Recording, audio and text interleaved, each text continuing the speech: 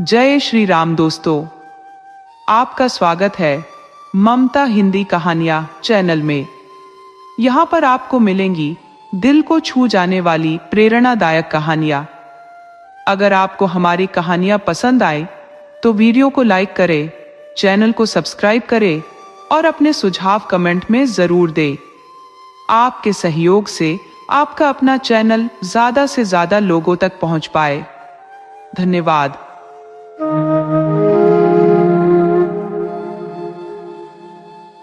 विद्यालयों में जो शरारतें और मस्ती की घटनाएं होती रहती है, अगर उन्हें संजोया जा सके तो एक अद्भुत मनोरंजक संग्रह तैयार हो सकता है। वहां ज्यादातर छात्र जीवन की चिंताओं से परे रहते हैं। कुछ तो परीक्षाओं की फिक्र से भी मुक्त होकर मस्ती में डूबे रहते हैं। उनकी दिनचर्या मटर गश्ती, गपशप और मजाक मस्ती तक सीमित रहती है। कभी कभार उनका जोश और रचनात्मकता नाट्य मंच पर दिखती है या किसी विशेष आयोजन में झलकती है। बाकी का समय वे अपने साथियों का मनोरंजन करने में बिताते हैं। अगर किसी छात्र ने किसी विषय में थोड़ा अधिक उत्साह दिखा दिया, खेल कूद को छोड़कर, तो वह तुरंत चुटकुलों और मजाक का पात्र बन जाता है। अगर कोई बहुत धार्मिक है, नियमित पूजा पाठ करता है, नमाज अदा करने में तत्पर रहता है, तो उसके पीछे हंसी ठिठोली का बाजार गर्म हो जाता है। कोई पढ़ाई का दीवाना है या परीक्षा की तैयारियों में डूबा हुआ है, तो यह तय मानिए कि उसके खिलाफ शरारतें जरूर रची जा रही होंगी। कुल मिलाकर वहां वे छात्र जो निश्चिंत और खुले दिल के होते हैं, बिना किसी झंझट के जीते हैं, लेकिन जो धार्मिकता या ज्ञान का प्रदर्शन करते हैं, उनकी दुर्दशा होना तय है। महाशय चक्रधर इलाहाबाद के एक नामी विद्यालय के छात्र थे। वे मई की कक्षा में दर्शन शास्त्र पढ़ रहे थे, लेकिन विद्वानों की तरह उन्हें हंसी मजाक बिल्कुल पसंद नहीं था। वे हमेशा अपने जातीय गौरव में डूबे रहते थे। हिंदू परंपराओं की सादगी और पवित्रता पर मुग्ध थे। उन्हें नेकटाई, कॉलर या वास्कट जैसे कपड़े पहनना बिल्कुल पसंद नहीं था। सीधा सादा मोटा कुर्ता और चमरौधे जूते पहनते थे। प्रातःकाल उनका दिन संध्या हवन से शुरू होता था और माथे पर चंदन का तिलक लगाना उनकी आदत थी। ब्रह्मचर्य के नियमों का पालन करते हुए सिर मुंडाते थे, लेकिन एक लंबी छोटी जरूर रखते थे। उनका मानना था कि छोटी रखना प्राचीन ऋषियों की अद्वितीय बुद्धिमत्ता का प्रमाण है। उनके अनुसार छोटी शरीर की अनावश्यक गर्मी को बाहर निकालती है और विद्युत प्रवाह को अंदर ले आती है। साथ ही शिखा को वे हिंदू पहचान का प्रतीक मानते थे। महाशय चक्रधर अपना भोजन खुद बनाते थे और वह भी बहुत हल्का और सुपाच्य। उनकी यह धारणा थी कि भोजन का सीधा असर मनुष्य के नैतिक विकास पर पड़ता है। वे विजातीय चीजों से दूरी बनाए रखते थे और उन्हें तुच्छ मानते थे। पंडित चक्रधर का खेल कूद से कोई सरोकार नहीं था। क्रिकेट और हॉकी जैसे खेलों की ओर उन्होंने कभी झांका भी नहीं। पाश्चात्य सभ्यता से तो उनका इतना परहेज था कि अंग्रेजी बोलने या लिखने में उन्हें संकोच होता। उनकी अंग्रेजी इतनी कमजोर थी कि एक साधारण सा पत्र लिखना भी उनके लिए पहाड़ चढ़ने जैसा मुश्किल काम था। हाँ, अगर उन्हें कोई आदत थी तो वह पान चबाने की थी। इस आदत का वे वैद्य ग्रंथों से समर्थन करते और इसके गुणों का बखान करना उन्हें खूब भाता था। विद्यालय के खिलाड़ियों को कहाँ इतनी सब्र थी कि ऐसा शिकार हाथ से जाने दे। सबने मिलकर कानाफूसी शुरू कर दी कि इस जंगली को सभ्यता का पाठ पढ़ाना चाहिए। वे फुसफुसाते, कैसा पंडित बना फिरता है, किसी को कुछ समझता ही नहीं, अपने अलावा सभी को तुच्छ मानता है। इसकी ऐसी दुर्गति करनी चाहिए कि इसके सारे डकोसले छूट जाएं। इत्तेफाक से मौका भी जल्दी ही हाथ आ गया। कॉलेज शुरू हुए कुछ ही दिन हुए थे कि दर्शन शास्त्र की कक्षा में एक एंग्लो इंडियन युवती का दाखिला हुआ। वो मानो सौंदर्य की मूर्ति थी। गुलाबी सेब जैसा दमकता रंग, कोमल काया, मोहक मुस्कान और आकर्षक पहनावा। छात्रों को मजाक का मसाला मिल गया। अब इतिहास और भाषा की कक्षाएं सूनी हो गई, क्योंकि दर्शन की कक्षा में जगह पाने के लिए भीड़ उमड़ पड़ी।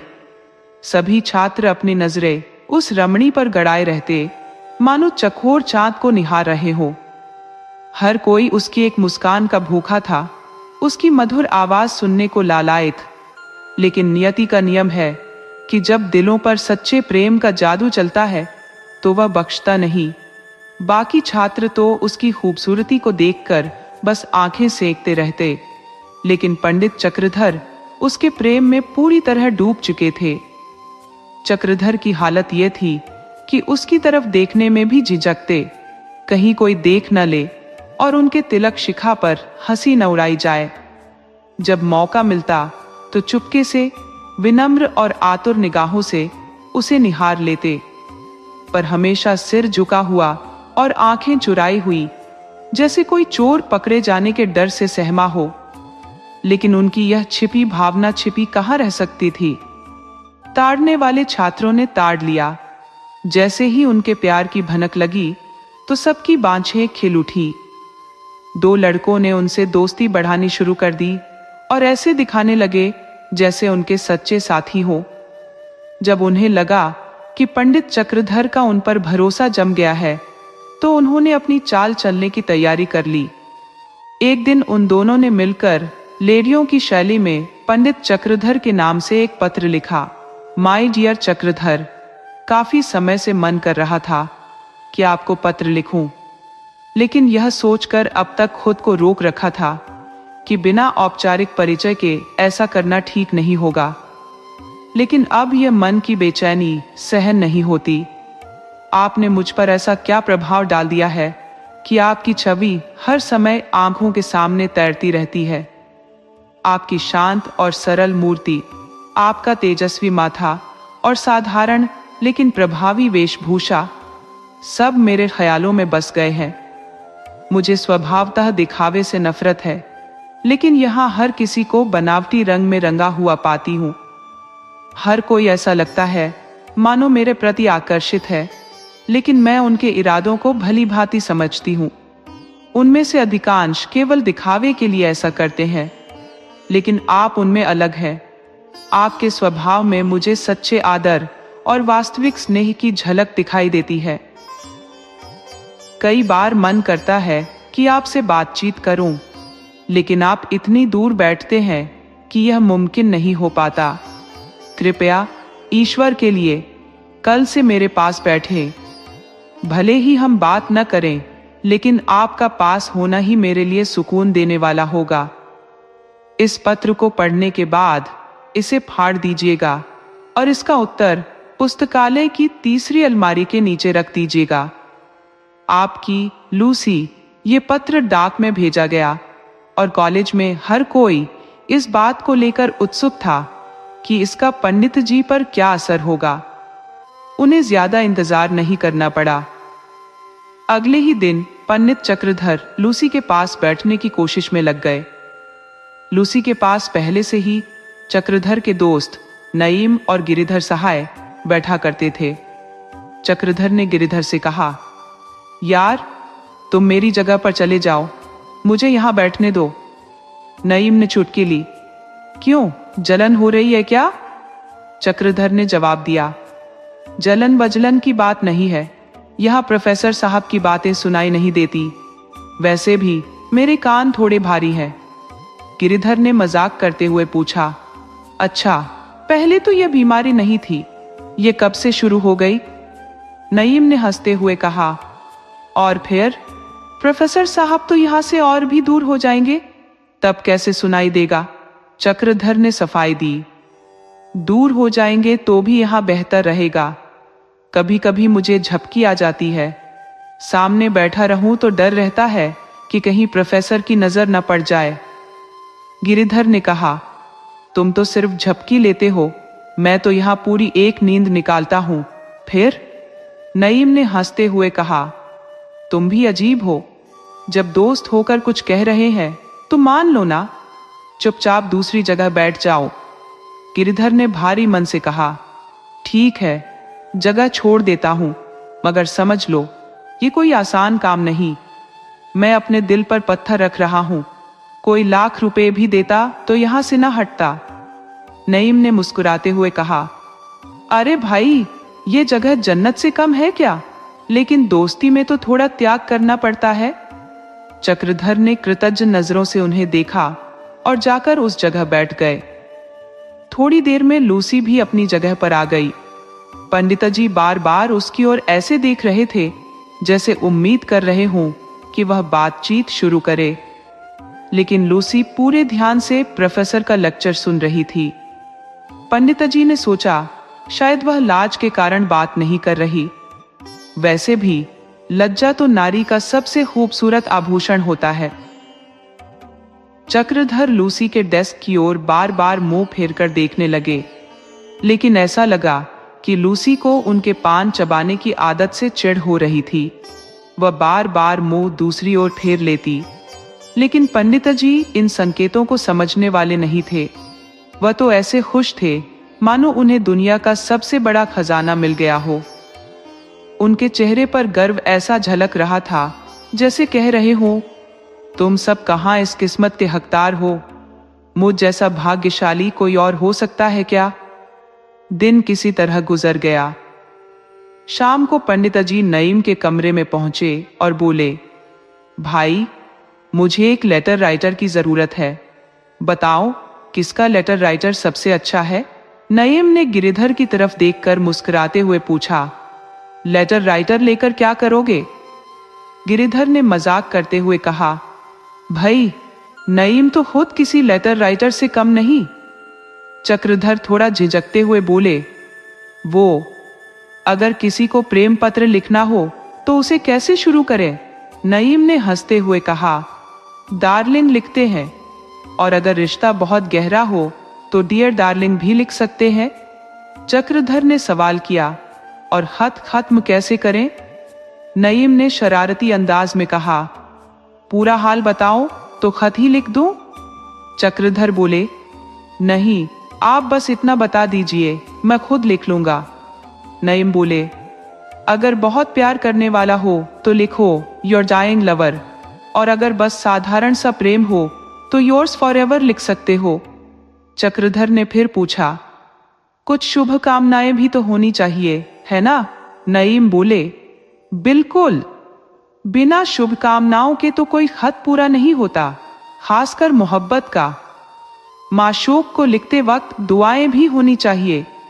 आप लिख सकते हो, God give you everlasting grace and beauty, या फिर may you remain happy in love and lovely. Chakradhar ने कहा, ये सब कागज पर लिख दो। गिरिधर ने मुस्कुराते हुए एक कागज के टुकड़े पर सब कुछ लिख दिया। रात को जब चक्रधर खाना खाकर लौटे तो अपने कमरे के दरवाजे बंद कर लिए और बड़े मनोयोग से प्रेम पत्र लिखने में जुट गए। अक्षर बिगड़ बिगड़ जाने के कारण कई बार पत्र लिखना पड़ा।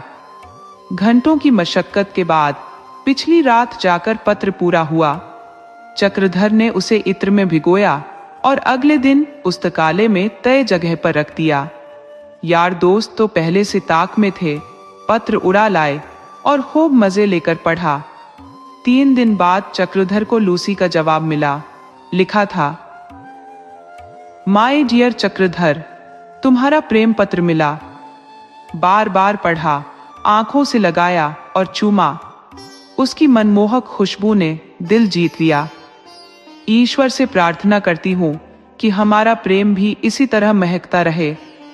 तुम्हें शिकायत है कि मैं तुमसे बात नहीं करती। प्रिय, प्रेम शब्दों का मोहताज नहीं होता, ये दिल से होता है। जब मैं तुम्हारी ओर से मुंह फेरती हूं तो मेरे दिल पर क्या गुजरती है, ये सिर्फ मैं जानती हूं।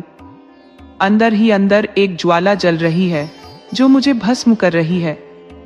तुम्हें पता नहीं कितनी आंखें हमें हर पल देखती रहती हैं।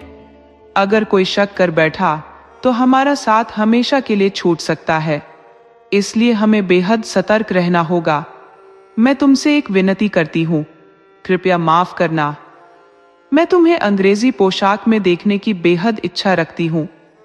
वैसे तो तुम जो भी पहनते हो मेरे लिए हमेशा अनमोल हो। खास तौर पर तुम्हारा साधारण कुर्ता मुझे बेहद प्यारा लगता है। लेकिन बचपन से जिन वस्त्रों को देखते आई हूं उनका आकर्षण अलग ही है। मुझे उम्मीद है तुम मुझे निराश नहीं करोगे। मैंने तुम्हारे लिए एक वास्कट बनाई है। इसे मेरे प्रेम का छोटा सा तोहफा समझकर स्वीकार करो। तुम्हारी लूसी पत्र के साथ एक छोटा सा पैकेट भी था जिसमें वास्कट रखी हुई थी। दोस्तों ने आपस में चंदा जुटाकर बड़ी दरियादिली से उसका खर्च निकाला था। साथ ही उस पर अच्छे खासे मुनाफे की संभावना भी थी। पंडित चक्रधर ने पत्र और उपहार पाकर इतनी खुशी महसूस की कि उनके पांव जमीन पर नहीं टिक रहे थे। वे पूरे छात्रावास में घूमते रहे, वास्कट दिखाते रहे। मित्रों ने उसकी तारीफ में कसीदे पढ़े, उसकी सिलाई की खूब सराहना की। किसी ने कहा, भाई ये तो सीधे पेरिस से मंगवाई गई है। इस देश में ऐसे कारीगर कहाँ मिलते हैं। अगर कोई ऐसा वास्कट सिलवा दे तो मैं 100 रुपए की शर्त लगा सकता हूँ। लेकिन असलियत में वास्कट का कपड़ा इतना गहरा रंगली था कि कोई भी सुरुचि संपन्न व्यक्ति उसे पहनने की सोचता तक नहीं। फिर भी दोस्तों ने चक्रधर को पूर्व दिशा की ओर खड़ा किया और शुभ मुहूर्त में वह वास्कट उन्हें पहनाया। पंडिताजी नए सूट में फूले न समा रहे थे। कोई भी आता और कहता, भाई तुम तो अब पहचान में ही नहीं आते। क्या ठाट बाट हो गया है तुम्हारा? चेहरा ऐसा चमक रहा है जैसे सोने को तपाकर कुंदन बना दिया हो। बस अब तो पूरा अंग्रेजी सूट पहन लो, फिर देखो दुनिया कैसे तुम्हारी दीवानी हो जाएगी। सारी लड़कियां तो लट्टू हो जाएंगी। आखिर दोस्तों ने तय किया कि पंडिताजी के लिए एक बढ़िया अंग्रेजी सूट बनवाया जाए। सब मिलकर एक नामी दुकान पर गए और वहां से महंगा सूट खरीद लाए। रात में जश्न मनाने के लिए गाने बजाने का भी इंतजाम किया गया।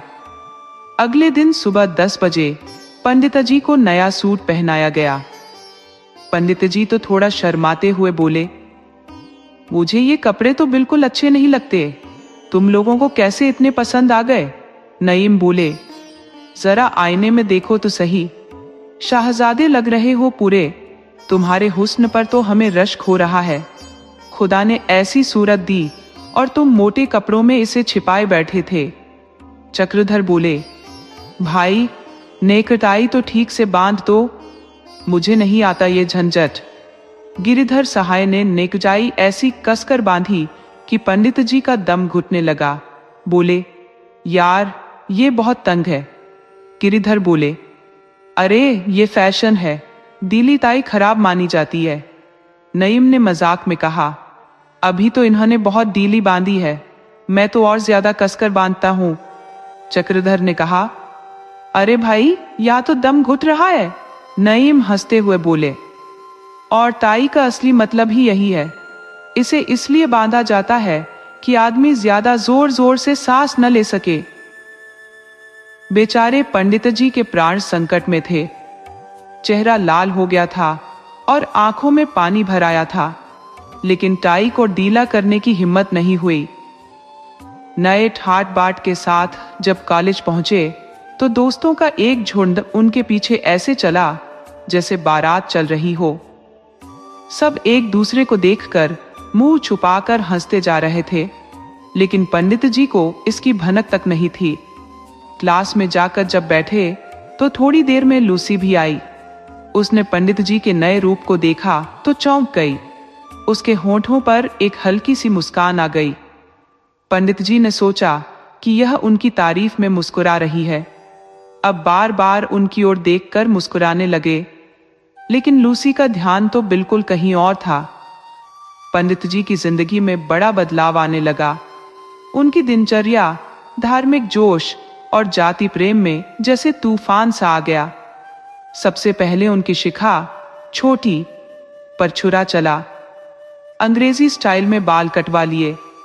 लोग हैरान होकर पूछने लगे, अरे महाशय ये क्या कर डाला? आप तो कहते थे कि शिखा से बिजली का प्रवाह शरीर में आता है, अब वह किस रास्ते से आएगी? पंडित जी ने बड़े दार्शनिक अंदाज में मुस्कुराते हुए कहा। मैं तो तुम सबको उल्लू बना रहा था। क्या मैं इतना भी नहीं जानता कि ये सब पाखंड है? मुझे इन सब पर कभी यकीन था ही नहीं, बस तुम सबको चकमा दे रहा था। नईम ने ठहाका लगाकर कहा, वल्लाह पंडिता जी, आप तो बड़े झांसेबाज निकले। हम तो आपको बछिया के ताऊ समझते थे, पर आप तो पूरे चालाक निकले। चक्रधर बोले, अब देखना लोग क्या क्या कहते हैं। शिखा के साथ साथ संध्या हवन का भी सफाया हो गया। हवन कुंड कमरे में चारपाई के नीचे फेंक दिया गया और कुछ ही दिनों बाद वह सिगरेट की राख रखने का डिब्बा बन गया। जिस आसन पर बैठकर पंडिता जी हवन किया करते थे, वह अब पायदान का काम करने लगा। अब तो पंडिता जी रोज नहाते, साबुन रगड़ते, बालों में कंघी करते और सिगार फूंकते। उनके यार दोस्त उन्हें खूब हवा देते। एक दिन सलाह हुई कि इस चंडूल से वास्कट के पैसे वसूलने चाहिए, वो भी सूद समेत। इसी बीच लूसी का एक चिट्ठी आ गई। उसने लिखा, आपके बदलाव से मुझे इतनी खुशी हुई है कि मैं शब्दों में बयान नहीं कर सकती। मुझे आपसे ऐसी ही उम्मीद थी। अब आप इतने योग्य हो गए हैं कि कोई भी यूरोपियन लेडी आपकी संगत में अपना अपमान नहीं समझेगी। अब मेरी आपसे सिर्फ एक विनती है कि अपने अनंत और अविरल प्रेम का कोई निशानी मुझे दीजिए, जिसे मैं हमेशा अपने पास रख सकूं। मैं कोई महंगी चीज नहीं, बस एक प्रेम से भरी सौगात चाहती हूं। चक्रधर ने दोस्तों से पूछा, अपनी पत्नी के लिए एक गिफ्ट भेजना चाहता हूं, क्या भेजना ठीक रहेगा?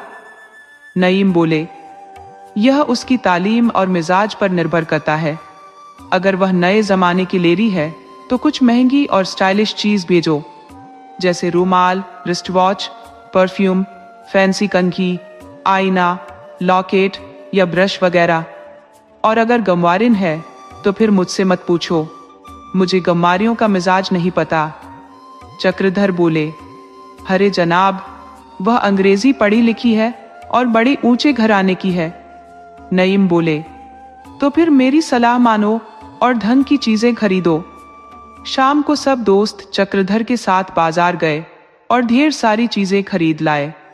सब महंगी और स्टाइलिश चीजें थी। कुल मिलाकर 75 रुपए खर्च हो गए।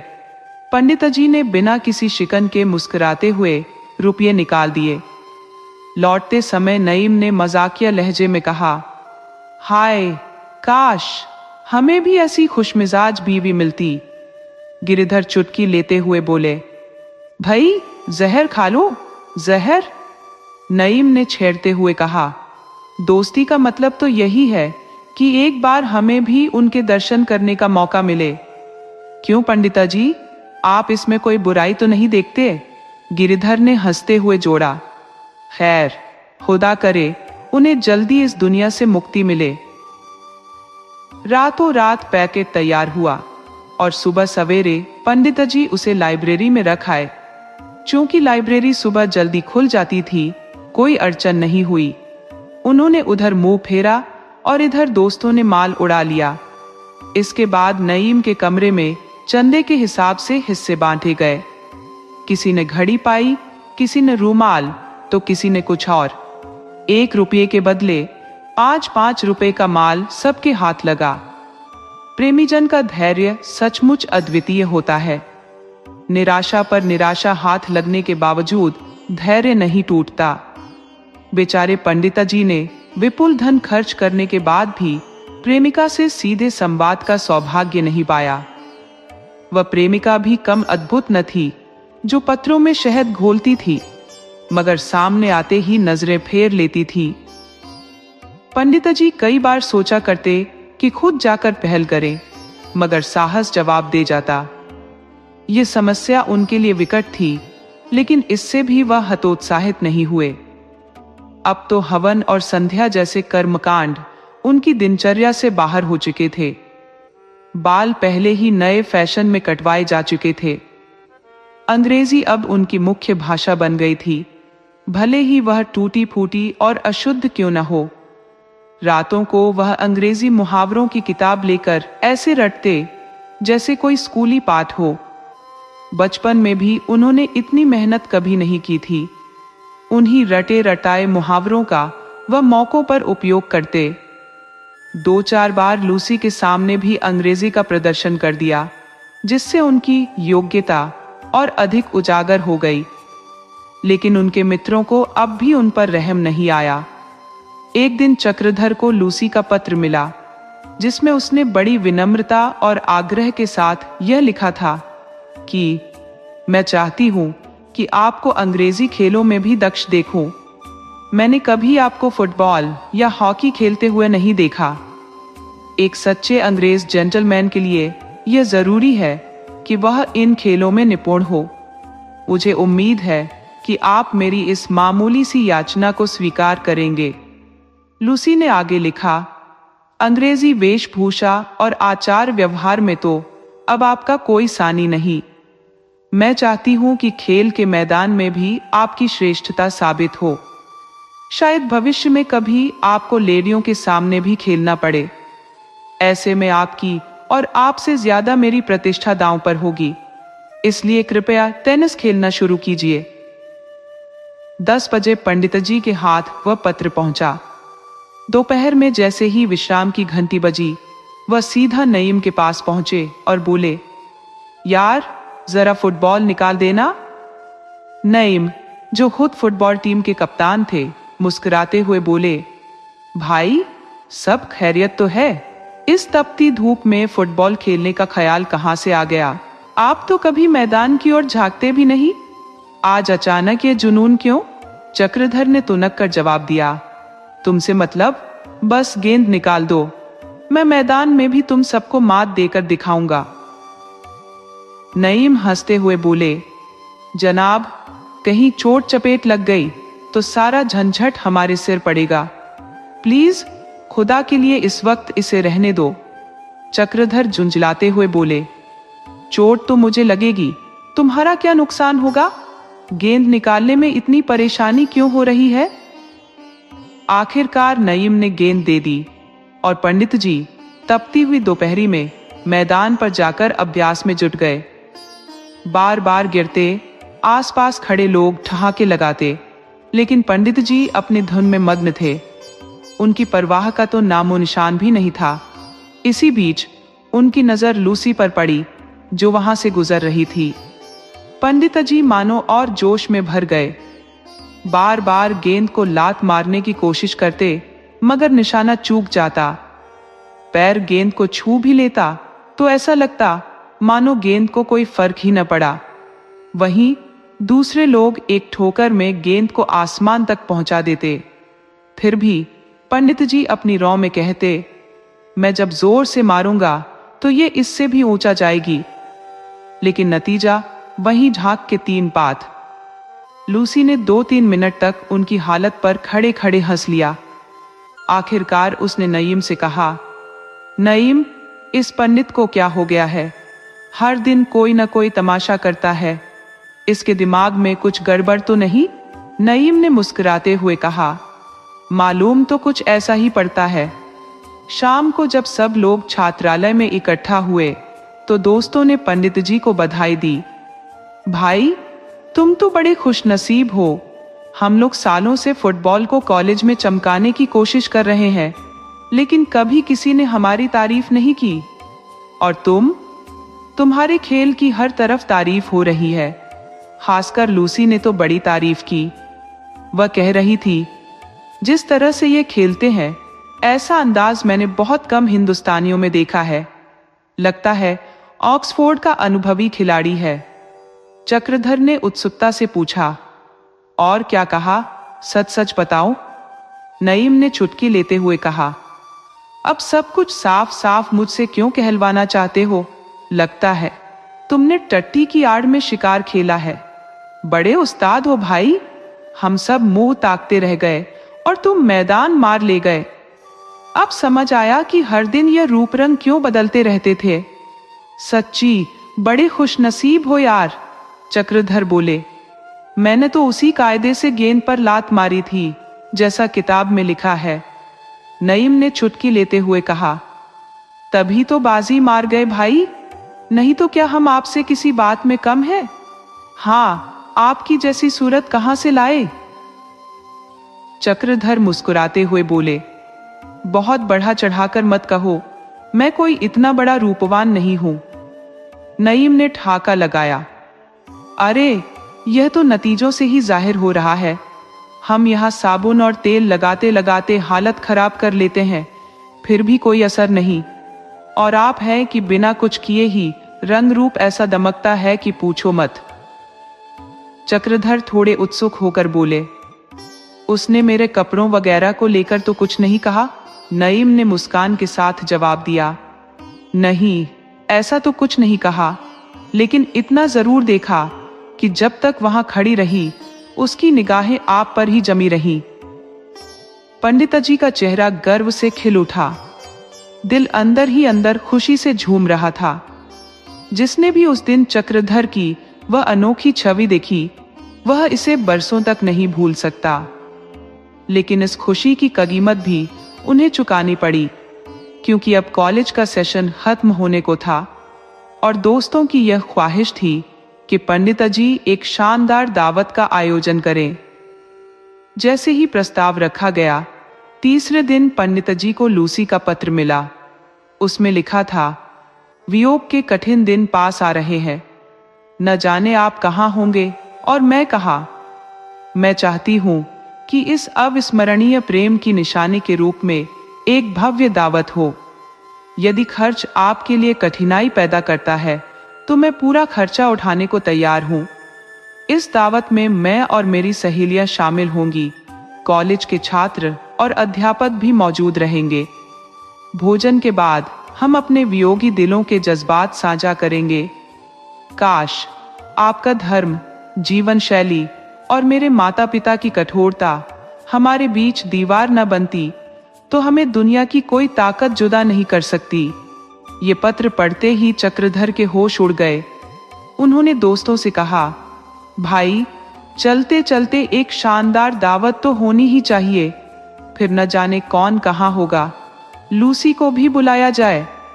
हालांकि इस समय पंडितजी के पास पैसे नहीं थे और घर वालों ने उनकी फिजूल खर्ची को लेकर कई बार शिकायत भी की थी, लेकिन उनका आत्मसम्मान यह कैसे बर्दाश्त करता कि इस दावत का खर्चा लूसी उठाए। वह तो अपने प्राण भी उस पर न्यौछावर कर चुके थे। न जाने कितने बहाने बनाकर ससुराल से पैसे मंगवाए और पूरे जोशो खरोश के साथ दावत की तैयारियां शुरू कर दी। कार्ड छपवाए गए। भोजन परोसने वालों के लिए नई वर्दियां तैयार करवाई गई। अंग्रेजी और हिंदुस्तानी दोनों तरह के पकवानों का इंतजाम किया गया। दावत को लेकर ऐसी रौनक छा गई कि हर कोई इसका बेसब्री से इंतजार करने लगा। अंग्रेजी पकवानों के लिए रॉयल होटल से बातचीत हो चुकी थी। इसमें बहुत सहूलियत थी। हालांकि चीजें महंगी थी, मगर सारा झंझट टल गया। नहीं तो पूरी जिम्मेदारी नईम और उसके साथी गिरिधर पर आ जाती। हिंदुस्तानी भोजन की सारी व्यवस्था का भार गिरिधर ने संभाल लिया। पूरे 2 हफ्तों तक तैयारियां जोरों पर थी। नईम और गिरिधर कॉलेज में पढ़ाई के लिए कम और मनोरंजन के लिए ज्यादा मशहूर थे। पढ़ाई लिखाई में उनकी कोई खास रुचि नहीं थी। मजाक मस्ती में ही उनका समय बीतता था। कवि सम्मेलन का भी आयोजन तय हुआ। कवियों को न्योते भेजे गए। कुल मिलाकर यह आयोजन शानदार पैमाने पर तैयार किया गया। प्रीति भोज ऐतिहासिक हुआ। कॉलेज के कर्मचारियों ने गर्मागर्म पूरियां परोसी। विद्यालय के इतिहास में यह भोज यादगार बन गया। दोस्तों ने जमकर लुत्फ उठाया। यहाँ तक कि कुछ शिक्षिकाएं भी बुला ली गई। मिर्जा नईम तो लूसी को किसी भी तरह मनाकर ले ही आए। इससे दावत का माहौल और रंगीन हो गया। लेकिन अफसोस, इस विशाल आयोजन का अंत चक्रधर के लिए बेहद दर्दनाक साबित हुआ। मजाक तो दोस्तों के लिए था, मगर चक्रधर बेचारे की जान पर बन आई। वह सोचते रहे कि अब तो विदाई का समय आ ही गया है, इसके बाद मुलाकात हो या ना हो, अब और किस दिन के लिए सब्र किया जाए। दिल के गहरे जज्बात को क्यों न बयां किया जाए, अपने मन की वेदना क्यों छिपाई जाए। लोग तो खाने पीने में व्यस्त थे, लेकिन चक्रधर का दिल बेकाबू हो रहा था। वह भीतर ही भीतर हिम्मत जुटाते रहे, कभी देवताओं का स्मरण करते, कभी ईश्वर से प्रार्थना करते। जैसे शिकारी अपने शिकार की ताक में रहता है, वैसे ही वह सही मौके की प्रतीक्षा कर रहे थे। भोज खत्म हुआ, पान और इलायची बांटी गई, बिछड़ने की बातें हो चुकी थी। मिस लूसी अपनी मोहक आवाज में सभी के दिलों को बेचैन कर चुकी थी। भोजशाला से निकलकर वह साइकिल पर सवार हो गई। कभी सम्मेलन में किसी ने मिसरा पढ़ा, कोई दीवाना बनाए कोई दीवाना बने। इधर चक्रधर धीरे धीरे लूसी के पीछे लग गए। साइकिल को जबरदस्त गति से दौड़ाते हुए उन्होंने आधे रास्ते में लूसी को रोक लिया। लूसी उन्हें यूं भागते हुए आता देख सहम गई। घबराकर बोली, ओ पंडिता जी, क्या बात है, आप इतने परेशान क्यों हैं? सब ठीक है ना? चक्रधर का गला भर आया, उनकी आवाज कांप रही थी। बोले, अब आपसे हमेशा के लिए बिछड़ना पड़ेगा। ये दर्द भरा विरह आखिर कैसे सहा जाएगा? मुझे तो लगता है कहीं यह सब सहते सहते दिमाग न फिर जाए। लूसी ने चौंक कर पूछा, आप कहना क्या चाहते हैं? क्या आप बीमार हैं?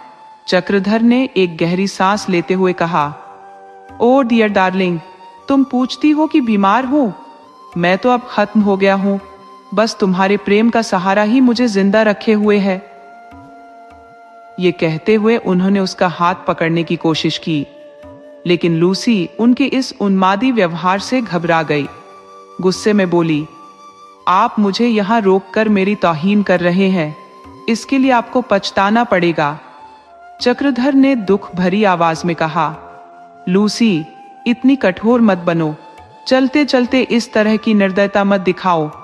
मैंने ये विरह के दिन कैसे काटे हैं, यह सिर्फ मेरा दिल जानता है। कोई और होता तो अब तक यह संसार छोड़ चुका होता। तुम्हारे वे अमृत जैसे पत्र ही तो मेरे जीवन का एकमात्र सहारा थे।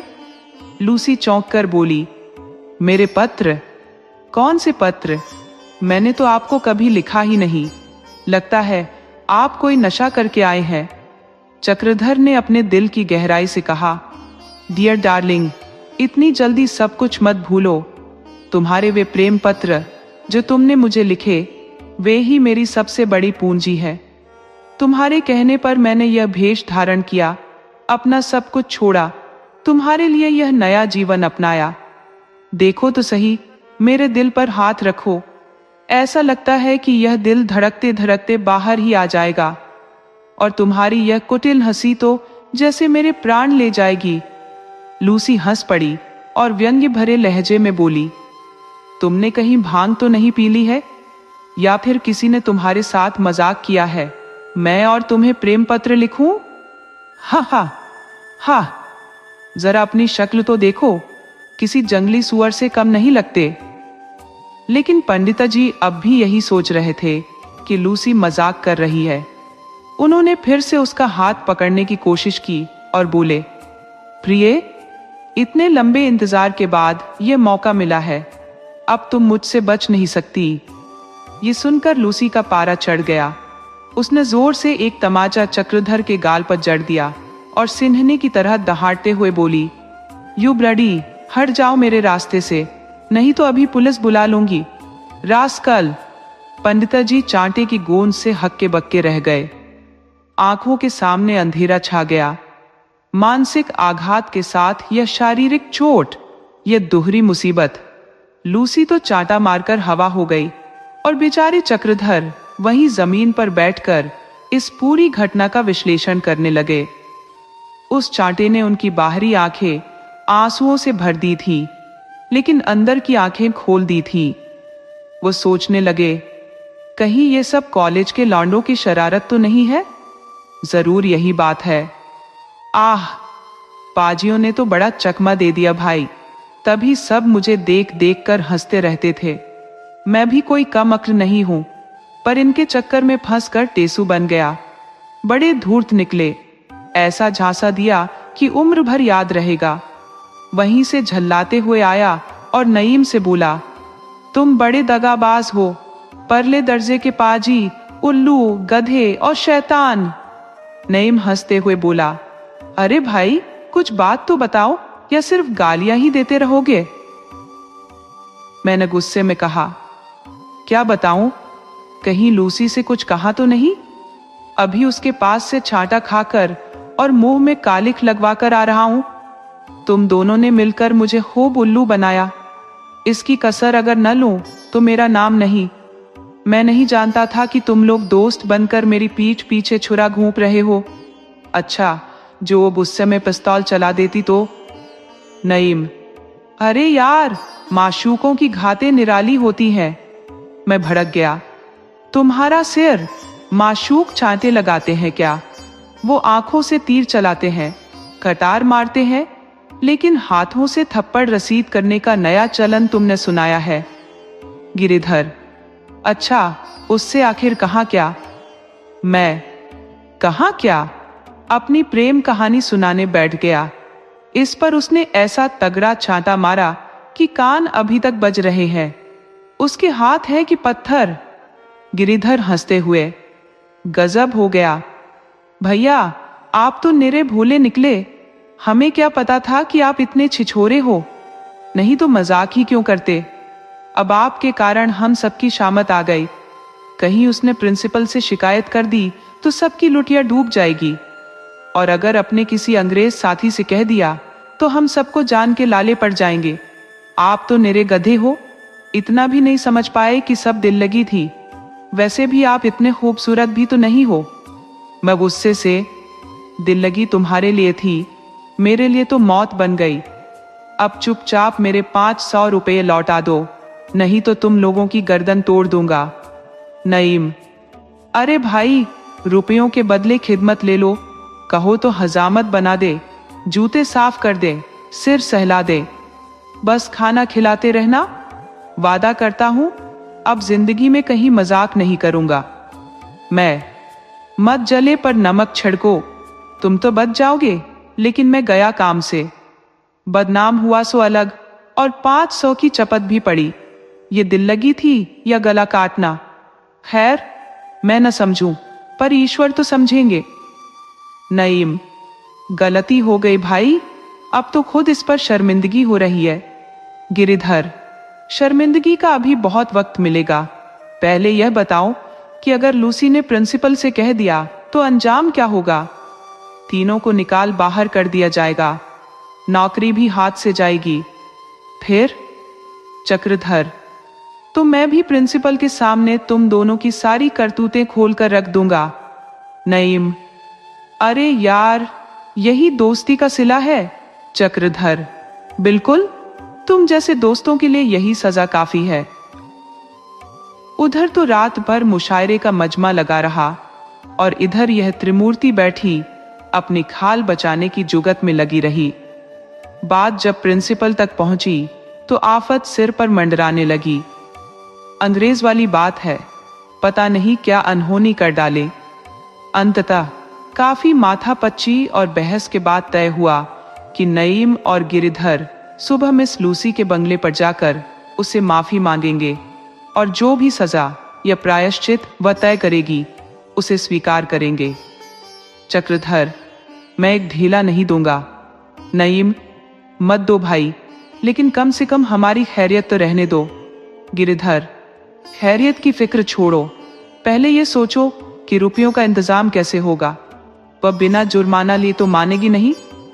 नईम, भाई चक्रधर, खुदा के लिए इस वक्त दिल छोटा मत करो, नहीं तो हम तीनों का बेड़ा गर्क हो जाएगा। जो हुआ उसे भूल जाओ। वादा करता हूं अब ऐसी गलती फिर नहीं होगी। चक्रधर, ज्यादा से ज्यादा क्या होगा, निकाल बाहर कर दिया जाऊंगा, अपनी दुकान खोल लूंगा, तुम्हारा भट्टा बैठ जाएगा। इस बेवकूफी का मजा तुम दोनों को चखना पड़ेगा। ओह, कैसा झांसा दिया। बहुत मिन्नतों और गिड़गिड़ाने के बाद चक्रधर का गुस्सा शांत हुआ। अगली सुबह नईम लूसी के बंगले पहुंचे। वहां पता चला कि वह प्रिंसिपल के बंगले गई है। अब तो जान सूख गई। दिल ऐसा धड़कने लगा जैसे अभी छाती से बाहर कूद जाएगा। या अली, अब तुम ही मुश्किल को आसान करो। प्रिंसिपल अगर सुन लेगा तो जिंदा निकल जाएगा। ये सारा पचड़ा इस पंडित के चक्कर में पड़ा। क्या सूझा था इस बेहूदे को? नाजनीन से इश्क लड़ाने चला, अपनी शक्ल देखी है। और खपत यह कि वह माहरू इस पर रींच गई, हमें भी ले डूबा। नईम ने सोचा, अगर लूसी से रास्ते में मुलाकात हो जाए तो शायद मिन्नतें करके बात संभाली जा सके, लेकिन अगर वह प्रिंसिपल के पास पहुंच चुकी है तो उम्मीद खत्म। नईम तुरंत तांगा लिया और प्रिंसिपल के बंगले की ओर दौड़ पड़े। ऐसे भागे मानो जान के पीछे मौत लगी हो। रास्ता ऐसा भागे कि ठोकर लगती तो हड्डी पसली एक हो जाती। पर अफसोस, लूसी का कहीं अता पता नहीं। आधा रास्ता तय हो गया और उसका साया तक नजर नहीं आया। निराशा ने उनकी रफ्तार को धीमा कर दिया। नईम ने आखिर हिम्मत जुटाई और तेज कदमों से बंगले की ओर बढ़ चले। उनके मन में बस यही आस थी कि अगर लूसी दरवाजे पर मिल जाए तो शायद मामला संभल जाए। लेकिन तभी नजर पड़ी, लूसी प्रिंसिपल के बंगले के दरवाजे पर पहुंच चुकी थी। हालात ऐसे थे कि एक पल में सब कुछ तय होना था। या तो नाव डूबती या पार लगती। नईम का दिल जोर जोर से धड़कने लगा, जैसे कंठ तक आ पहुंचा हो। उन्होंने पूरी ताकत से पुकारा, miss Turner, hello miss Turner, जरा रुक जाओ। लूसी ने पलट कर देखा। नईम को पहचानते ही ठहर गई और बोली, कहीं तुम उस पंडित की सिफारिश करने तो नहीं आए हो? मैं तो उसकी शिकायत करने जा रही हूं। नईम ने तुरंत जवाब दिया, तो पहले मुझे और गिरिधर को गोली मार दो, फिर जाना। लूसी ने गुस्से से कहा, बेशर्म लोगों पर गोली का असर नहीं होता। उसने मेरी बहुत बेइज्जती की है। नईम ने हाथ जोड़ते हुए कहा, लूसी, असल गुनहगार तो हम दोनों हैं। वह बेचारा पंडित तो बस हमारे इशारों पर चल रहा था। सारा कसूर हमारा है। कसम तुम्हारे सिर की, हमसे गलती हो गई। लूसी ने तीखी नजरों से देखा और कहा, यह सब बकवास मत करो। नईम ने सफाई दी, हमने उसे बस एक मजाक का हिस्सा बनाया था। हमें क्या पता था कि वह तुम्हें छेड़ने लगेगा। हम तो सोच भी नहीं सकते थे कि उसमें इतनी हिम्मत है। खुदा के लिए माफ कर दो, नहीं तो हमारा खून तुम्हारी गर्दन पर होगा। लूसी थोड़ी नरम पड़ी, लेकिन बोली, ठीक है, तुम्हारी बात मान लेती हूं। प्रिंसिपल से कुछ नहीं कहूंगी, लेकिन 2 शर्तें हैं। पहली, वह पंडित मेरे सामने 20 बार कान पकड़कर उठे बैठे। दूसरी, वह मुझे 200 रुपए मुआवजा देगा। नईम ने थोड़ा दयनीय स्वर में कहा, लूसी, इतनी सख्ती मत करो। सोचो, उस गरीब पर क्या बीत रही होगी। काश अगर तुम इतनी खूबसूरत ना होती। लूसी हल्का मुस्कुराई और बोली, चापलूसी करना तो कोई तुमसे सीखे। नईम ने कहा, तो अब चलो वापस लौटते हैं। लूसी ने तुरंत पूछा, लेकिन मेरी दोनों शर्तें मानोगे ना? नईम ने कहा, तुम्हारी दूसरी शर्त तो हम सब मिलकर पूरी कर देंगे, लेकिन पहली शर्त सख्त है। बेचारा शायद जहर खा लेगा। उसके बदले मैं खुद 50 बार कान पकड़कर उठ बैठ सकता हूं। लूसी ने तिरछी नजरों से देखा और कहा, तुम तो घोटे हुए बदमाश हो, तुम्हें शर्म नहीं आती। मैं उसी को सजा देना चाहती हूँ। उसने हिम्मत कैसे की मेरा हाथ पकड़ने की? नईम ने गिड़गिड़ाते हुए कहा, थोड़ा रहम कर लो प्लीज। लूसी ने सख्ती से कहा, नहीं, बिल्कुल नहीं। आखिरकार नईम लूसी को लेकर वापस लौटे। पंडित के सामने शर्तें रखी गईं तो वह कांप उठा। वह लूसी के पैरों में गिर पड़ा और फूट फूट कर रोने लगा। नईम और गिरिधर को भी अपनी करतूत पर शर्मिंदगी हुई। अंत में लूसी का दिल पसीजा और उसने कहा, ठीक है, इनमें से कोई एक शर्त मान लो, मैं माफ कर दूंगी। लोगों को पूरा यकीन था कि चक्रधर रुपए वाली शर्त ही मानेंगे, क्योंकि लूसी के सामने कान पकड़कर उठा बैठी करना उनके लिए नामुमकिन था। लेकिन जब चक्रधर ने साफ साफ कहा, रुपये तो कतई नहीं दूंगा, हाँ 20 की जगह 40 बार उठक बैठक कर लूंगा, तो हर कोई हैरान रह गया। नईम ने हैरानी से पूछा, यार क्यों सबके सामने हमें नीचा दिखा रहे हो, रुपये क्यों नहीं दे देते? चक्रधर ने तीखे स्वर में कहा, रुपये तो पहले ही बहुत बर्बाद कर चुका हूं, अब इस चुड़ैल के लिए एक कौड़ी भी खर्च नहीं करूंगा। 200 रुपये बहुत होते हैं। इसे लगा होगा कि मजे से 200 रुपये झटक लेगी और ऐश करेगी। ऐसा हरगिज नहीं होगा। अब तक रुपये खर्च करके अपनी इज्जत खराब करवाई है, अब बिना खर्च हंसी कराऊंगा। मेरे घुटनों में दर्द हो कोई बात नहीं, लोग हंसे तो भी परवाह नहीं, लेकिन इसकी जेब गर्म नहीं होने दूंगा। ये कहकर चक्रधर ने कुर्ता उतारा, धोती को ऊपर चढ़ाया और बरामदे से मैदान में उतर गए। उनके चेहरे पर गुस्से की लाली साफ झलक रही थी, लेकिन उन्होंने उठक बैठक शुरू कर दी। ऐसा लग रहा था मानो कोई पहलवान अखाड़े में करतब दिखा रहा हो। पंडिताजी ने उस वक्त समझदारी का सबूत दिया। वहां खड़े सभी लोग मूक थे, किसी के चेहरे पर हंसी तक नहीं थी। हर कोई अंदर ही अंदर शर्मिंदा था। यहां तक कि लूसी भी सिर झुकाए बैठी थी। शायद उसे इस बात का पछतावा हो रहा था कि उसने यह अनचाही सजा देने का फैसला क्यों किया। 20 बार उठक बैठक करने में ज्यादा वक्त नहीं लगा। चक्रधर ने जोर जोर से गिनती करते हुए 20 पूरी की और अपने कमरे की ओर गर्व से चलते बने। लूसी ने उन्हें अपमानित करना चाहा था, लेकिन हालात ने पलटी मार दी और खुद लूसी की इज्जत पर आघात हो गया।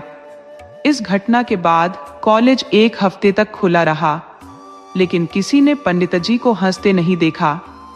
वह गुमसुम और उदासीन भाव से अपने कमरे में बैठे रहते।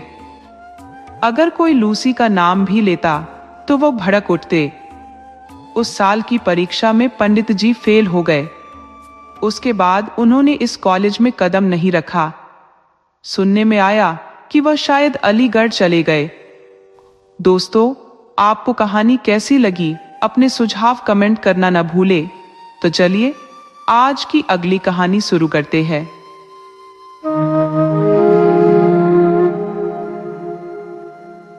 आगरा कॉलेज के मैदान में शाम का वक्त था। 2 दोस्त टहल रहे थे। एक का नाम यशवंत था, दूसरे का रमेश। यशवंत लंबा चौड़ा और हट्टा कट्टा था। उसके चेहरे पर आत्मविश्वास और सेहत की चमक थी। वहीं रमेश छोटा सा, दुबला पतला और थोड़ी कमजोर नजर आ रहा था। दोनों किसी बात पर बहस कर रहे थे। यशवंत बोला, भाई मैं तो आत्मा को पैसे से ऊपर रखता हूं, पैसा मेरे लिए कुछ नहीं। रमेश ने हंसते हुए कहा, वाह बढ़िया बात है। यशवंत ने गंभीर होकर कहा, हाँ देख लेना, तुम्हें लग रहा होगा कि मैं मजाक कर रहा हूं, लेकिन मैं साबित कर दूंगा कि पैसे की कोई अहमियत नहीं है। रमेश ने चुटकी ली, ठीक है दिखा देना, लेकिन मैं तो ऐसा नहीं सोचता। मैं तो पैसे के लिए ही मेहनत कर रहा हूं। 15 साल से किताबें पढ़ रहा हूं, घर परिवार से दूर यहां अकेला पड़ा हूं, और आगे भी पता नहीं कितनी मेहनत करनी पड़ेगी, कितने लोगों की चापलूसी करनी होगी। इसमें आत्मा कहां बचती है? यशवंत बोला, तुम ऐसा सोचते हो, लेकिन मैं पैसे की ओर देखूंगा भी नहीं, और मुझे पता है कि तुम भी उतने बुरे नहीं हो जितना खुद को बता रहे हो। रमेश ने हंसते हुए कहा, भाई मैं और भी बुरा हूं। यशवंत ने कहा, मुझे यकीन नहीं कि तुम स्वार्थ के लिए किसी का नुकसान करोगे।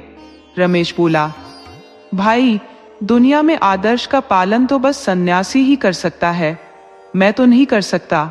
अगर तुम्हें गिराकर मैं जीत सकता हूं तो मैं तुम्हें जरूर गिरा दूंगा, और सच कहूं अगर तुम्हें मौका मिला तो तुम भी मुझे गिरा दोगे। यशवंत गुस्से में बोला, तो तुम भाड़े के टट्टू हो? रमेश ने भी चुटकी ली, और तुम काट के उल्लू हो। दोनों बचपन से दोस्त थे, स्कूल में साथ पढ़े, कॉलेज से भी साथ निकले। यशवंत थोड़ा धीमा लेकिन बहुत मेहनती था। वो जो भी काम करता उसे पूरा करके ही दम लेता। वहीं रमेश बहुत तेज दिमाग वाला था लेकिन आलसी। माय तक रमेश हमेशा आगे रहा, यशवंत पीछे। लेकिन सिविल सर्विस की बारी आई तो बाजी पलट गई। यशवंत ने सब कुछ छोड़कर पढ़ाई शुरू कर दी। दोस्तों से मिलना जुलना, घूमना फिरना सब बंद कर दिया। वहीं रमेश क्रिकेट खेलता, दोस्तों के साथ मस्ती करता और कभी कभार किताब खोलकर देख लेता। कदाचित रमेश को यह विश्वास था कि इस बार भी उसकी चपलता और लापरवाह स्वभाव यशवंत की कड़ी मेहनत पर भारी पड़ेगा। वह अक्सर यशवंत को तंग करता, कभी उसकी किताब बंद कर देता, कभी मजाक में कहता, क्यों जान खपा रहे हो, सिविल सर्विस कोई स्वर्ग तो नहीं जो इसके लिए संसार से रिश्ता तोड़ लिया जाए। हालत ये हो गई थी कि यशवंत उसे दूर से आता देखता तो किवाड़ बंद कर लेता। आखिर परीक्षा का दिन आ ही गया। यशवंत ने सब कुछ रट रखा था, पर परीक्षा हॉल में उत्तर लिखने बैठता तो लगता जैसे सब कुछ याददाश्त से गुम हो गया। घबराहट उसकी आत्मा को कचोटने लगी। दूसरी तरफ रमेश, जो कभी गहराई से सोचने समझने का आदी न था, आत्मविश्वास से लबरेज था। उसका मानना था कि जब प्रश्न पत्र आएगा तभी सोचेंगे। परीक्षा का परिणाम निकला तो आलसी खरगोश को मेहनती कछुए से शिकस्त मिल गई। रमेश को अपनी गलती का एहसास हुआ, पर उसने हिम्मत नहीं हारी। उसे यकीन था कि काबिल इंसान के लिए यश और संपत्ति की कभी कमी नहीं होती। उसने कानून की पढ़ाई शुरू की। हालांकि उसने अधिक मेहनत नहीं की, परंतु अव्वल दर्जे में पास हुआ। यशवंत ने उसे बधाई का तार भेजा। इस बीच यशवंत एक जिले का अफसर बन गया था। 10 साल बीत गए। यशवंत अपनी मेहनत और ईमानदारी से काम करता रहा। उसके वरिष्ठ अधिकारी उससे बेहद खुश थे, लेकिन मातहतों के लिए वह परेशानी का सबब था। जितनी मेहनत वह खुद करता, उतनी ही दूसरों से भी करवाना चाहता। उसकी बेबाकी और सख्ती मातहतों को नागवार गुजरती, परंतु अफसरों की नजर में वह बेहद कारगर कर्मचारी था। नतीजा यह हुआ कि 5 साल के भीतर वह जिले का जज बन गया। दूसरी ओर रमेश का भाग्य उतना अनुकूल नहीं रहा। वह जिस अदालत में वकालत करने जाता, असफलता उसका पीछा करती। अगर जज देर से आता तो वह खुद अदालत छोड़ देता और फिर बुलाने पर भी न लौटता। वह कहता, जब जज को समय का मान नहीं तो मैं क्यों उसका इंतजार करूं, मुझे क्या पड़ी है। उसकी दलीलें बेबाक होती, परंतु खुशामद के आदि अधिकारी उसकी निर्भीकता को बदतमीजी समझते। रमेश में सहनशीलता की कमी थी। चाहे जज हो या विरोधी वकील, जो भी उससे उलझता वह उसे खरी खोटी सुनाने में देर न करता। एक बार तो उसने जिला जज से भी बहस कर ली। इसका नतीजा यह हुआ कि उसकी वकालत की सनद रद्द कर दी गई। फिर भी मुवक्किलों के दिलों में उसका मान सम्मान बरकरार रहा। जब उसने आगरा कॉलेज में अध्यापन का दायित्व संभाला तो भाग्य ने उसे फिर ठोकर मारी। पहले ही दिन प्रिंसिपल से उसका मनमुटाव हो गया। प्रिंसिपल का आग्रह था कि विद्यार्थियों को राजनीति से दूर रखना चाहिए। उनके लिए यह अनिवार्य नियम था कि कॉलेज का कोई भी छात्र किसी राजनीतिक सभा में भाग न ले। परंतु रमेश, जो स्वभावतः विद्रोही था, इस पाबंदी का घोर विरोधी बन बैठा। उसका मानना था कि अगर राजनीतिक गतिविधियों में किसी की भागीदारी आवश्यक है तो वह विद्यार्थी है। राजनीति उनके शैक्षणिक जीवन का अभिन्न हिस्सा होनी चाहिए।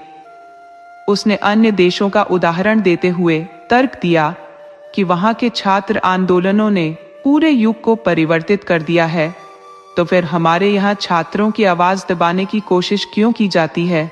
इस विरोध का परिणाम यह हुआ कि साल पूरा होने से पहले ही रमेश को इस्तीफा देने पर मजबूर होना पड़ा।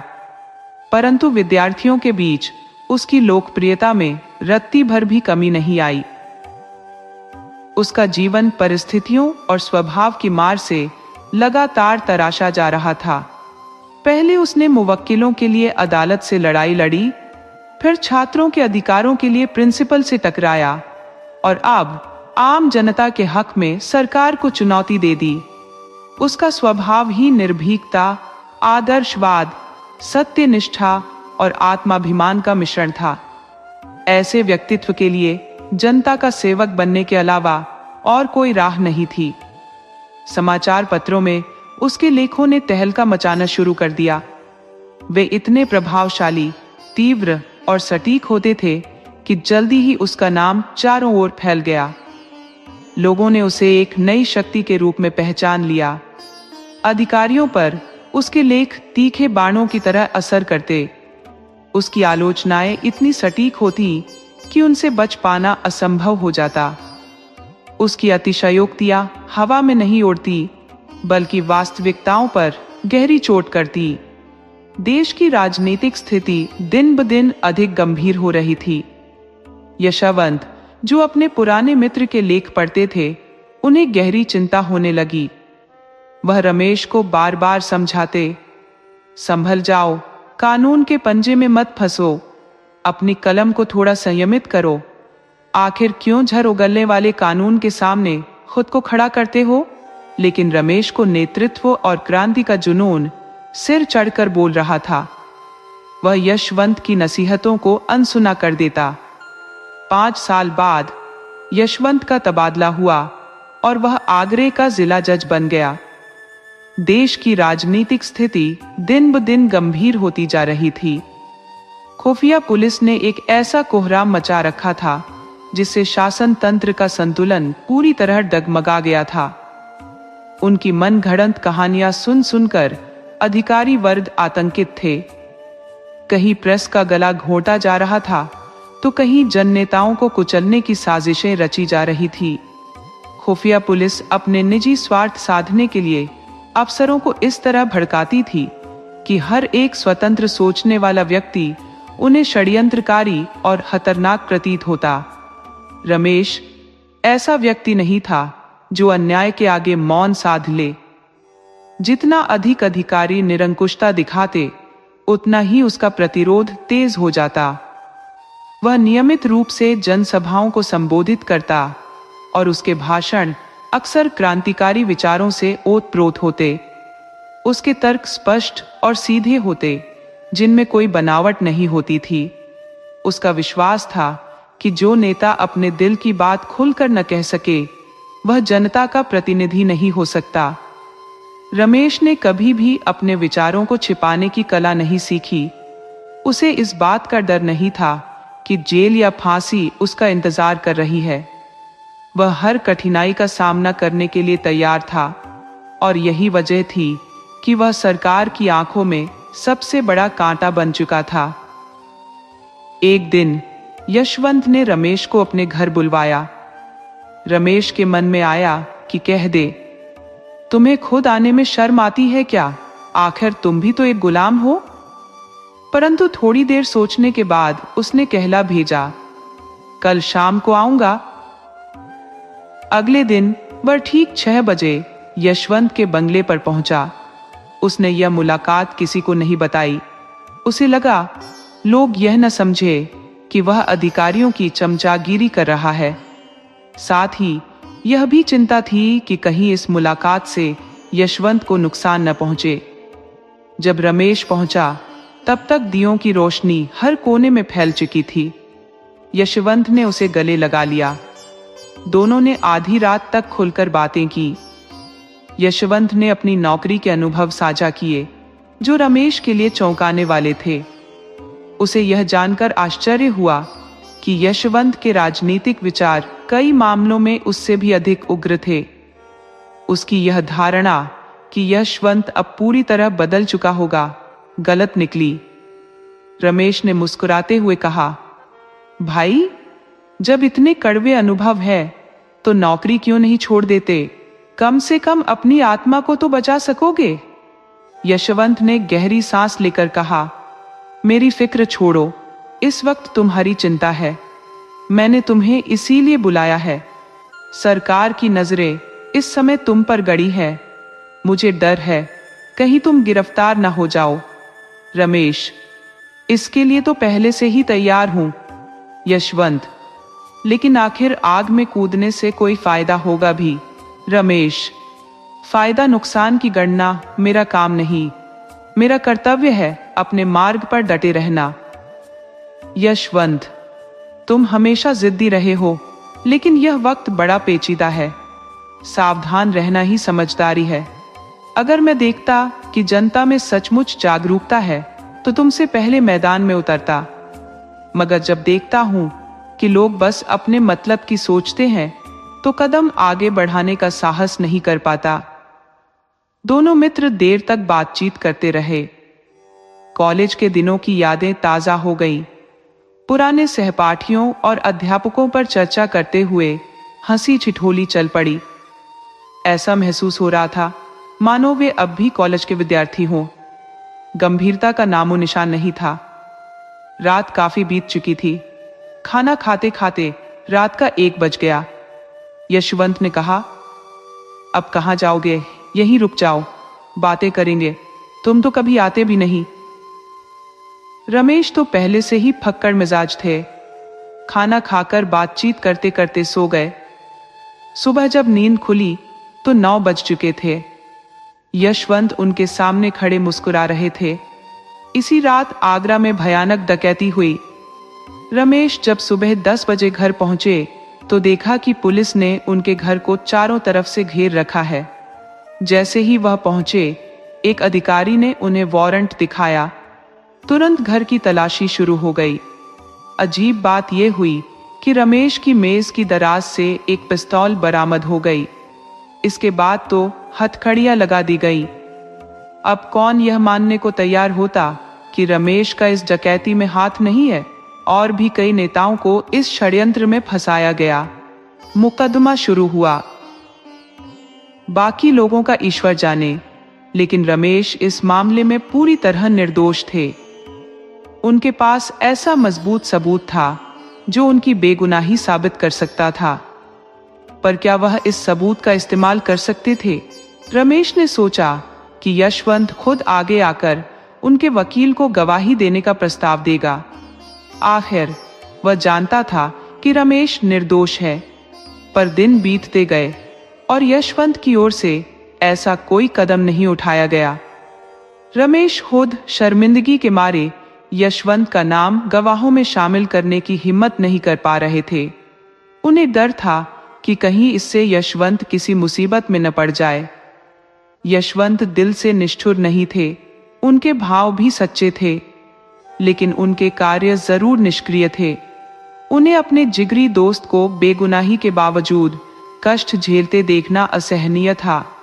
कई बार वे भीतर से टूट जाते, आंखों में आंसू भर आते, लेकिन इतनी हिम्मत न जुटा पाते कि गवाही देकर उसे रिहा करवा लें। उनके मन में यह डर बस गया था कि कहीं अधिकारियों को गलत फहमी न हो जाए कि वे भी षड्यंत्रकारियों से जुड़े हैं। यह मेरे देशभक्त होने की कीमत है, वे मन ही मन सोचते। यहां सच जानते हुए भी चुप रहना पड़ता है। पुलिस का खौफ इतना गहरा था कि भले ही उनकी गवाही से रमेश बच जाए, पर लोगों के मनों में यह शंका बनी रहती कि उन्होंने अपने देशवासी को बचाने के लिए झूठी गवाही दी है। और वह देशवासी कौन, जिस पर राजद्रोह का गंभीर आरोप है? इस उधेड़बुन में 1 महीना गुजर गया। उधर मजिस्ट्रेट ने इस मुकदमे को यशवंत के ही इजलास में भेज दिया। इस डकैती में कई हत्याएं भी हुई थी और मजिस्ट्रेट के पास इतनी सख्त सजा देने का अधिकार नहीं था जितनी वह देना चाहता था। अब यशवंत गहरे संकट में पड़ गया। उसने छुट्टी की अर्जी लगाई, लेकिन उसे मंजूरी नहीं मिली। सिविल सर्जन अंग्रेज था, इसलिए उसे झूठा मेडिकल प्रमाण पत्र लेने की भी हिम्मत नहीं हुई। मुसीबत सर पर खड़ी थी और इससे बचने का कोई उपाय नहीं सूझ रहा था। भाग्य का कैसा खेल था, जो दोस्त बचपन से साथ खेले और साथ पढ़े थे, वे अब एक दूसरे के सामने खड़े थे। सिर्फ एक कटघरे का फासला था, लेकिन स्थिति ऐसी थी कि एक की जान दूसरे के हाथ में थी। दोनों की आंखें कभी आपस में नहीं मिलती थी। दोनों सिर झुकाए रहते। हालांकि यशवंत न्यायाधीश के पद पर था और रमेश अभियुक्त, लेकिन वास्तविकता इससे बिल्कुल उलट थी। यशवंत का मन शर्म, ग्लानि और मानसिक यंत्रणा से घिरा हुआ था, जबकि रमेश के चेहरे पर निर्दोष होने का आत्मविश्वास झलकता था। दोनों मित्रों के स्वभाव में जमीन आसमान का फर्क था। एक उदार और त्यागी था, जबकि दूसरा अपने स्वार्थ में उलझा हुआ। रमेश चाहता तो अदालत में उस रात की सारी सच्चाई बयान कर सकता था, लेकिन यशवंत जानता था कि रमेश अपनी जान बचाने के लिए भी उस राज को उजागर नहीं करेगा जिसे वह छुपाए रखना चाहता है। मुकदमे की सुनवाइयों के दौरान यशवंत हर रोज भीतर से टूटता रहा। उसकी आत्मा और स्वार्थ के बीच लगातार संघर्ष होता रहता। लेकिन जिस दिन फैसला सुनाना था, उस दिन उसकी हालत एक अपराधी जैसी हो गई। वह इजलास में जाने की हिम्मत ही नहीं जुटा पा रहा था। आखिरकार वह 3 बजे कचहरी पहुंचा। मुलजिम पहले से ही अपने भाग्य का निर्णय सुनने के लिए खड़े थे। रमेश आज कुछ अधिक ही गमगीन था। उसकी जिंदगी के संघर्ष में वह घड़ी आ पहुंची थी जब तलवार की नोक उसके सिर पर थी। अब तक जो डर उसकी अंतरात्मा में छिपा हुआ था, आज उसने एक ठोस रूप अख्तियार कर लिया था। यशवंत ने सख्त आवाज में फैसला सुनाया। जब उसके होठों से यह शब्द निकले कि रमेश चंद्र को 7 साल की सख्त कैद, तो उसका गला भर आया। उसने आदेश की फाइल मेज पर रख दी। कुर्सी पर बैठकर पसीना पोंछने के बहाने आंखों में छलके आंसू भी छुपा लिए। इसके बाद वह आगे कुछ पढ़ ही नहीं पाया। जेल से निकलने के बाद रमेश पूरी तरह से क्रांतिकारी बन चुका था। अंधेरी कोठरी में दिन भर की कड़ी मेहनत के बाद वह मानवता और समाज सुधार के सपने बुनता। उसके विचारों में यह सवाल घूमता रहता, इंसान पाप क्यों करता है? और जवाब आता, इसलिए क्योंकि समाज में विषमता है। कोई महलों में रहता है तो किसी को छत तक नसीब नहीं। कोई रेशमी वस्त्रों में लिपटा है तो कोई चित्रों में सिसकता है। रमेश ने ऐसे समाज का सपना देखा जहां न कोई अमीर हो न गरीब, हर किसी को बराबरी का हक हो। उसके विचारों में डाका और चोरी भी पाप नहीं थे, अगर वे अत्याचार के खिलाफ हों। धनी अगर अपनी दौलत खुद नहीं बांटता तो जबरदस्ती लेना कोई गुनाह नहीं। कानून इसे पाप कहता है तो कहे, लेकिन एक दिन हमारी अदालत होगी और वहां वे अमीर गुनहगार ठहराए जाएंगे जिनके पास जरूरत से ज्यादा है। हम उनसे मेहनत करवाएंगे। जेल से बाहर आते ही रमेश ने अपने क्रांतिकारी आंदोलन का ऐलान कर दिया। गुप्त सभाएं होने लगी, हथियार इकट्ठे किए गए और जल्द ही डाके का दौर शुरू हो गया। पुलिस उसकी खोज में जुट गई, लेकिन रमेश और उसके साथियों ने ऐसी चतुराई से अपने काम को अंजाम दिया कि किसी को भी उनका सुराग न मिला। रमेश ने गरीबों की भलाई के लिए डाके के पैसे से दवाखाने खोले, कहीं बैंक स्थापित किए। उसने नीलामी में जमीनें खरीदनी शुरू की और धीरे धीरे उसके पास एक बड़ी जायदाद हो गई। उस जायदाद की कमाई गरीबों की भलाई के कामों में लगाई जाती। उसने अपने आंदोलन को इस तरह फैलाया कि उसकी ताकत दिन ब दिन बढ़ने लगी। जहां एक तरफ पुलिस रमेश की तलाश में थी, वहीं दूसरी तरफ वह गरीबों के जीवन को बेहतर बनाने में जुटा था। उसकी योजनाएं किसी किले की तरह सुदृढ़ थी और उसका हौसला पहाड़ जैसा अडिग। ताज्जुब की बात यह थी कि सभी लोग जानते थे यह सब रमेश की चालाकी है। फिर भी किसी की हिम्मत नहीं होती थी कि उसके खिलाफ कुछ बोले। सभ्य समाज की नजरों में रमेश से अधिक निंदनीय और कोई नहीं था। लोग उसका नाम सुनते ही जैसे चौंक कर अपने कान बंद कर लेते। शायद अगर वह प्यास से तड़प तड़प कर मर रहा होता तो भी कोई उसे पानी देने की जहमत न उठाता। मगर यह भी सच था कि किसी में साहस नहीं था कि उसके खिलाफ आवाज उठा सके। इस तरह साल दर साल बीतते गए। सरकार ने इनामों की घोषणा कर डाकुओं को पकड़ने की हर संभव कोशिश की। विदेश से कुशल जासूस बुलाए गए, जिन्होंने रमेश और उसके गिरोह का पता लगाने के लिए एड़ी छोटी का जोर लगा दिया।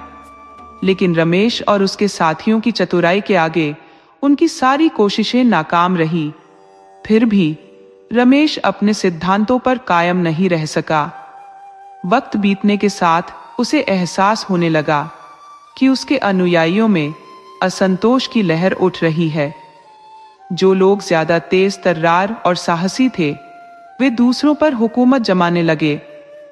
लूट का माल बराबर न बांटने से झगड़े बढ़ने लगे। यहां तक कि कई लोग रमेश से जलने लगे। वे कहते, हमारी कमाई से ये राजा जैसी जिंदगी जी रहा है, इसे ऐसा हक किसने दिया? अंततः गिरोह में फूट पड़ गई। एक रात का वाकया था। आसमान पर काली घटाएं छाई हुई थी। एक युवक ने गुस्से में कहा, आप हर बार मुझे ही क्यों चुनते हैं? हिस्सा तो सब लेते हैं, तो जोखिम भी सबको उठानी चाहिए। रमेश ने सख्ती से जवाब दिया, कौन क्या करेगा, ये तय करना मेरा काम है। तुम्हारा काम है आदेश मानना। युवक ताव में आकर बोला, अगर काम मुझसे ज्यादा लिया जा रहा है तो हिस्सा भी ज्यादा मिलना चाहिए। रमेश ने उसकी तरफ सख्त निगाहों से देखा और चुपचाप अपनी पिस्तौल उठाई। बोले, इसका फैसला तब होगा जब तुम लौट कर आओगे। युवक भी तुनक कर बोला, मैं जाने से पहले ही इसका फैसला चाहता हूं। रमेश ने कोई जवाब नहीं दिया। वह पिस्तौल से उसकी जिंदगी का खेल खत्म करने ही वाले थे कि युवक फुर्ती से खिड़की से कूद गया और भाग खड़ा हुआ। फुर्ती और साहस में उसका कोई जोड़ नहीं था। चलती ट्रेन से कूद जाना भी उसके बाएं हाथ का खेल था। वह सीधा जाकर गुप्त पुलिस के मुखिया के पास पहुंचा। उधर यशवंत, जो पेंशन लेने के बाद वकालत करने लगे थे, न्याय विभाग के कई बड़े अधिकारियों से अच्छे संबंध रखते थे। उनकी वकालत बहुत तेजी से चमकने लगी। उनके पास